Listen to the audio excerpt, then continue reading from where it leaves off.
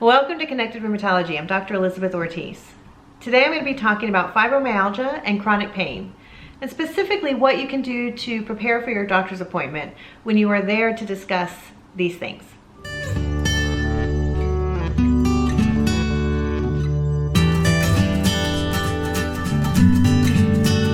So we all have different thresholds for pain, and regardless of where you fall on the spectrum, if you're living with chronic pain, not only are day-to-day activities more difficult, but finding someone who can listen and understand and help you can be really frustrating. Not only do our loved ones sometimes fall short, but oftentimes, sadly, even our doctors can. Unfortunately, with people with chronic pain, they oftentimes have to see their doctors multiple times before a diagnosis is reached, or they get sent on a wild goose chase of specialists. I have walked into many rooms to find really defeated individuals. I am usually their last stop on a very tiresome and depleting journey as they try to find answers. Now, the reasons for this are many, and probably a whole other set of videos could be made discussing them. It's well documented that in the medical field, women's complaints are not always taken seriously, specifically women of color. Sometimes we can overplay or underplay our symptoms for lots of different reasons, and then that can elicit a certain response from our caregiver, for a whole other set of reasons.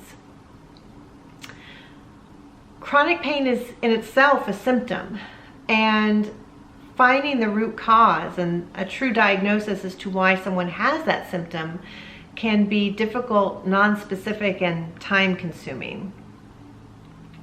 I also believe that maintaining a sole focus on finding a physical reason for our pain limits our search and does us a disservice.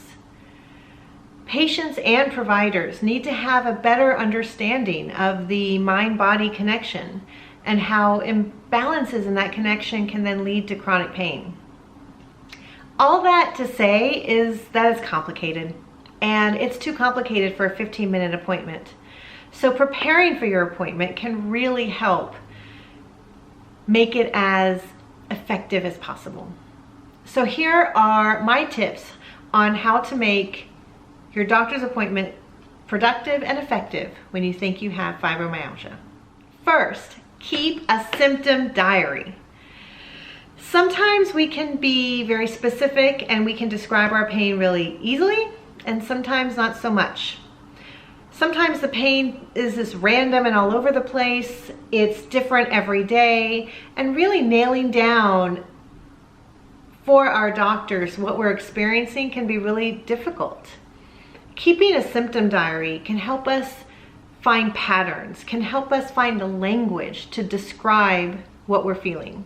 Now, it is not meant as a document that you're supposed to hand over. Honestly, most doctors don't have the time to read a lengthy diary. It's really meant for you. It's meant for you to, again, look for patterns. Do you get knee pain and back pain after doing certain activities? After eating certain foods? Are you getting headaches after talking to certain individuals? Does your pain go up or down around your menstrual cycle?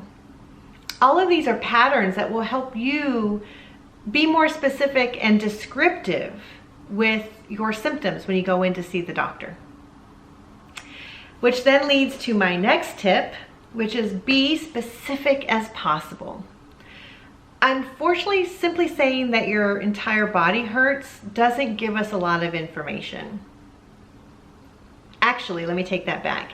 It gives us a lot of information about how frustrated you are and about your state of mind. But as far as finding a root cause to your condition, more specific information is always helpful.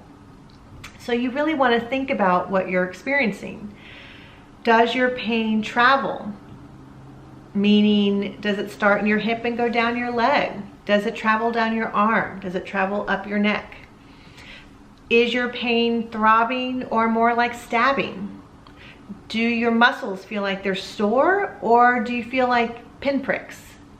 Sometimes we can confuse pain with other sensations. Are you feeling numbness or tingling, or do you feel electrical shocks?